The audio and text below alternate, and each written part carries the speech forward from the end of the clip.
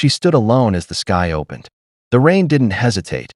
It fell heavy, cold, and cruel, soaking straight through the thin cotton of her only dress. Around her, umbrellas clustered like secrets being kept dry, but no one offered her shelter.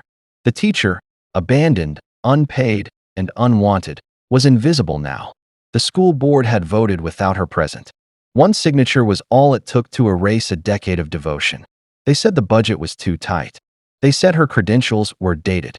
But in truth, they'd wanted a new face, a younger one, with shinier shoes and lighter skin. The orphan teacher had been the beating heart of this rural schoolhouse. She'd scrubbed the chalkboards with her own spit when there were no funds. She'd taught phonics under lantern light when power failed. But hearts don't pay salaries, and dedication doesn't print diplomas. That morning, her key no longer turned the lock. And now, standing outside in the storm, even the children she once cradled hurried past her like she'd never mattered. Her shoes gave way in the mud. Her knees trembled.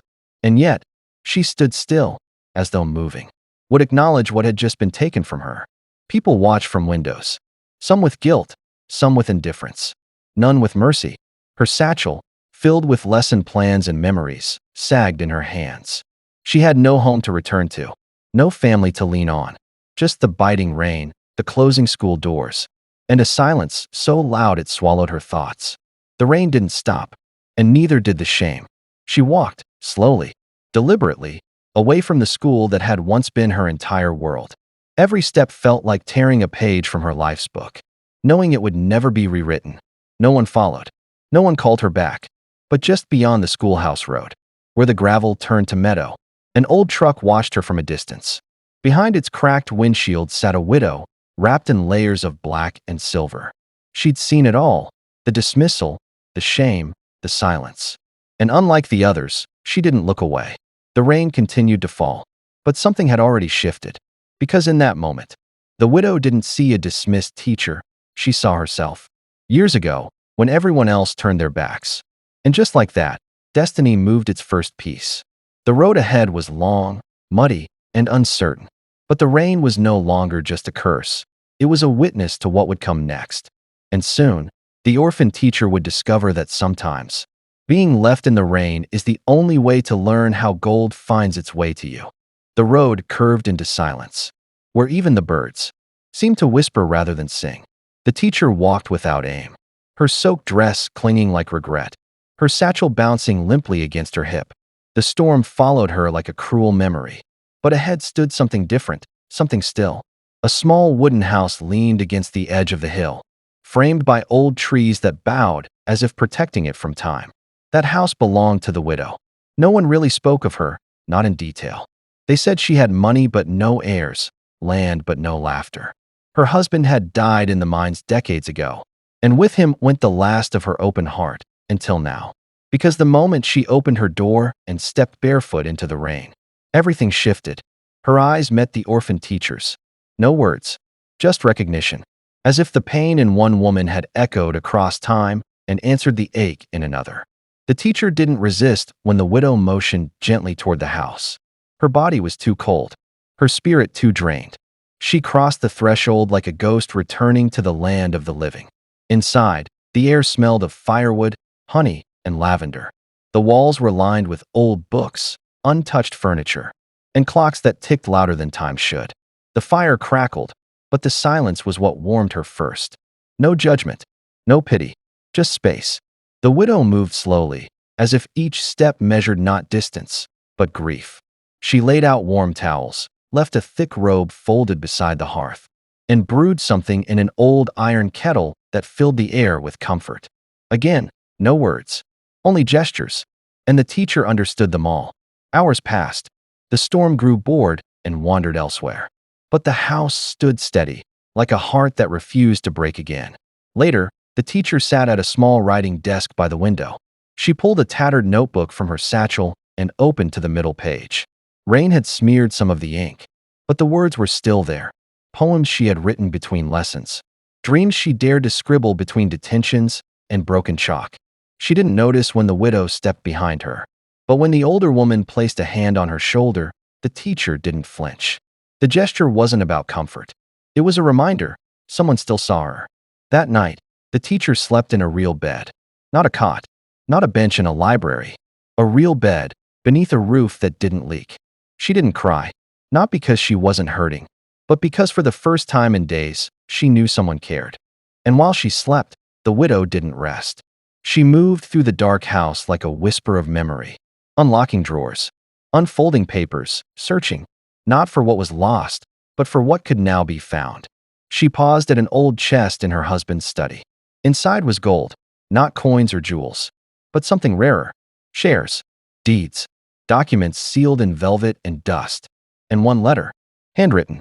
It said, "If I go first, don't live alone. Find someone good, and give them everything we never had." The widow closed the chest. Upstairs, the orphaned teacher dreamed of warmth, of a new classroom, of gold, not to wear, but to build something that couldn't be torn from her again. And as the moon traced its path across the widow's house, one thing became certain: tomorrow, the world would remember her name. The morning broke gently over the widow's house, draping the meadow in gold. Fog clung to the trees like an afterthought, and dew rested on the porch rails like tiny diamonds.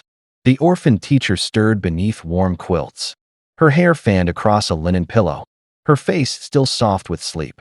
For the first time in years, she didn't wake to alarms or the fear of being forgotten. She woke to silence and safety. Downstairs, the widow moved through her rituals. Coffee percolated slow. Curtains were drawn open with care. And on the kitchen table, she placed a single object: a velvet-bound box. Its lock rusted from decades of neglect. It had been buried in her late husband's study, hidden beneath floorboards sealed long ago. She hadn't dared open it until now, when the teacher appeared at the stairs, barefoot and unsure. The widow simply pushed the box forward. No words, no explanation, just the truth, waiting to be unearthed. Inside were memories, photographs of miners and blueprints of land they once claimed. But beneath all that, folded like a secret kept too long, was the letter. Its pages smelled of old ink and hope, written in a careful hand. The widow's husband had left instructions for a future he'd never lived to see. It read, "If she is kind, if she is lost, and if she reminds you of your younger self, help her. Use the gold we never spent, the deeds we never claimed. Build something with her hands, but let her lead with her heart. We gave the land our bones. Let her give it a future." The teacher's fingers trembled as she read. She wasn't sure why the letter felt as though it had always been waiting for her. But in that room, surrounded by history, pain, and possibility, she felt seen. Not as a burden, not as a cast-off, but as a bridge between what had been and what could still become. The widow lit a candle beside the letter, not as ceremony, but as a promise. They spent that day in quiet motion. The widow showed her the overgrown path behind the house, where once a garden bloomed. The teacher walked it slowly, eyes catching glimpses of old stone benches, shattered pots, and the ghost of a swing that once held joy. And there, on a patch of flattened earth, she saw it, a signpost buried halfway into the soil, with the word "Begin." By dusk, they sat together near the fire. The teacher sketched.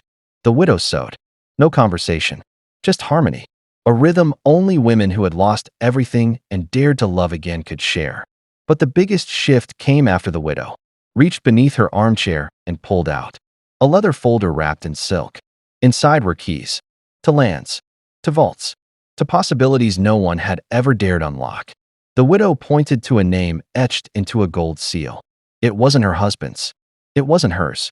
It was the teacher's. The widow had already made her decision. The storm may have erased the teacher's past, but this house, this woman, this box of forgotten gold, was about to shape her legacy. The town didn't notice when construction began. It started slow, like healing often does. A single truck rumbling down the old hill road. A few workers, quiet and focused, clearing what was once the widow's garden. People assumed it was just repairs, maybe a new greenhouse. No one imagined a school was being born. The teacher hadn't spoken to anyone in town since the rain. But from the day she was handed those keys, her steps carried purpose. Each morning, she rose before the sun, chalk-stained hands sketching new blueprints on the widow's dining table. She wasn't recreating the past. She was designing redemption. The land the widow gave her stretched wider than anyone imagined. Acres forgotten by paperwork, yet rich in memory and soil. And in the center of it, framed by oaks and silence. The foundation was poured, not just with cement, but with intention. No gates, no uniforms, no testing centers. This would be a school for the lost, the late bloomers, and the dreamers no one else made room for. The workers were handpicked: widows, orphans, veterans, ex-students who had once failed and were now being given a reason to believe again. Each hammer strike echoed like justice. Every beam lifted was a promise. This time, we build for those who've been forgotten. Meanwhile, the town began to whisper. They saw her at the lumber yard, speaking to contractors in quiet strength. They watched her pass the old school without flinching. They noticed when the bank, where she had once been denied a loan, now sent a representative to request her attention. She refused them with a smile and returned to her site. She didn't owe them an explanation. Her presence was proof enough. The widow remained nearby, always a step behind but never absent. She handled the legal transfers. She covered the costs without blinking. She turned down media attention. This wasn't about fame. This was about repair. Weeks passed, then months. And one morning, long before the first bell rang, a sign was placed at the gate. The School of Second Chances, founded by those who were left behind. It wasn't flashy. It wasn't polished. But it was real. The townspeople, once silent in their dismissal, now found themselves pulling over on dirt roads just to stare. They watched walls rise and windows gleam. They heard music drifting from unfinished halls, children's laughter, being rehearsed in advance. She'd never begged for approval. Now, she didn't need it. What she was building couldn't be graded, measured, or revoked. It came from pain, and it was funded by gold that no one saw coming, not just from vaults, but from courage, resilience. And one widow's vow to never let another good woman be erased. As the first snowfall dusted the roof, the town finally began to understand. She wasn't coming back to the old school. She was building something they could never take from her again. And soon, the students would come, not just the ones left behind, but the ones who would rise because she made space for them. The invitations were never mailed. The town officials had gathered in the courthouse basement, cold coffee on the table, stiff collars and furrowed brows circling a single document. A permit request, signed by the orphaned teacher, backed by land now in her name, stamped with ownership that couldn't be questioned. And they didn't like it. Not because it was illegal, but because it was unstoppable. They remembered her, not as a threat, but as an afterthought. A kind face too eager to work. A woman too quiet to challenge anything. But now she wasn't asking. She was informing. And her request wasn't really a request. It was a declaration of what would be. The school she was building, on legally acquired land, would be fully operational by spring. It would enroll anyone who had been expelled, failed, rejected, or ignored. No test scores, no tuition, no politics, just purpose. And that scared them, because power is rooted in gatekeeping. And she had built a gate that swung wide open. They called for an emergency meeting.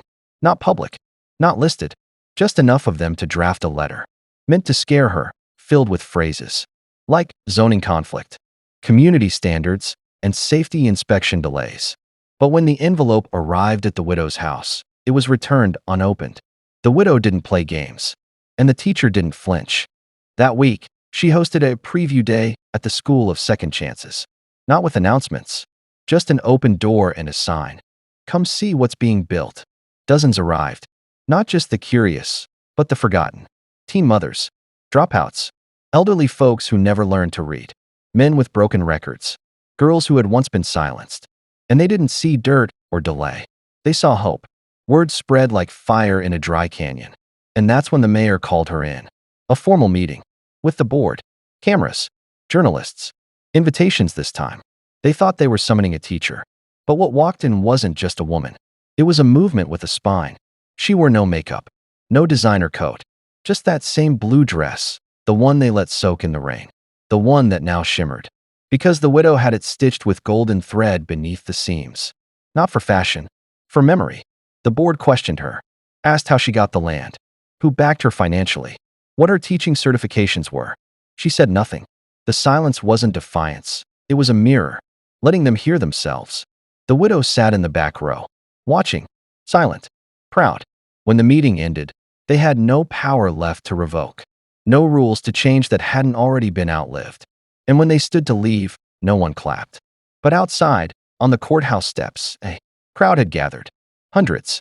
And when the teacher emerged, still silent, they parted like a river making way for a ship. That day, the town understood something they had missed. You can exile someone in the rain, but if she survives long enough to find shelter, she'll build something bigger than any storm you threw her into. Winter melted quietly. The snow gave way to sprouting green. And in the middle of a wide meadow, the school of second chances stood completed. No ceremony was planned. No red ribbon. Just a simple brass bell hung by the doorframe, tarnished but steady. It had once belonged to the widow's husband, used to call miners home at dusk. Now, it would call the forgotten into light. The orphaned teacher stood in the center of the courtyard. Around her, the doors creaked open. Teachers who had once been students. Elders who had never held chalk but carried lifetimes of wisdom. Volunteers with cracked hands and bigger hearts. And beyond them, children, teenagers, broken men, silent women, all walking towards something no one believed they deserved. There was no uniform, no testing schedule, no metal detector, just stories waiting to be rewritten. The first bell rang just after sunrise. It didn't echo like a normal school bell. It hummed like memory meeting hope. And they came, in twos and tens and hundreds. Not just students, but neighbors, mothers, veterans, former critics now holding notebooks, pretending to be curious but truly aching for something they lost. She didn't give a speech. She just held the door open, and one by one, they entered. Inside, the classrooms weren't rows and chalkboards. They were circles, gardens, kitchens, libraries without whispers. The walls were painted in warm colors, lined with quotes from the same journals the teacher once wrote by candlelight. And each room had a name, not of donors or principals, but of the first student who said, "I don't belong anywhere else." The widow watched from the porch of her nearby home, wrapped in a shawl of deep gold. Her eyes didn't shine with tears. They glowed with quiet pride.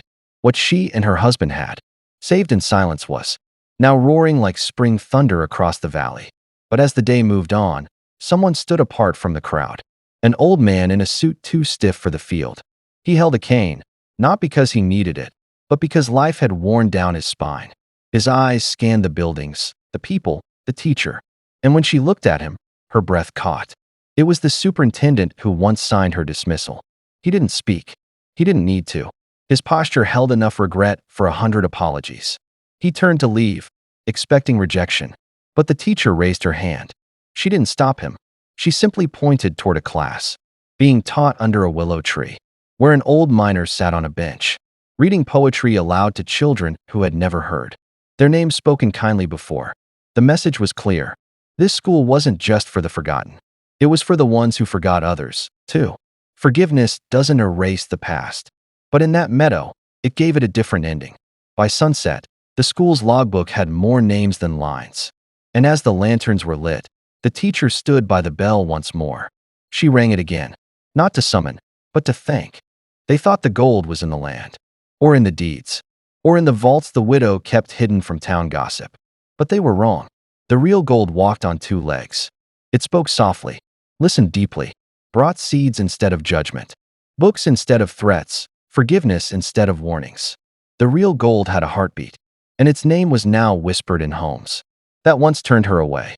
The orphan teacher had become more than a figure. She had become a compass.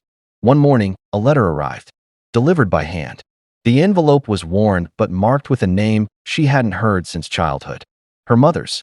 A relative in a nearby county had seen the stories, heard the murmurs, and recognized the woman on the newspaper's front page, not as a symbol of reform, but as family. She hesitated before opening it.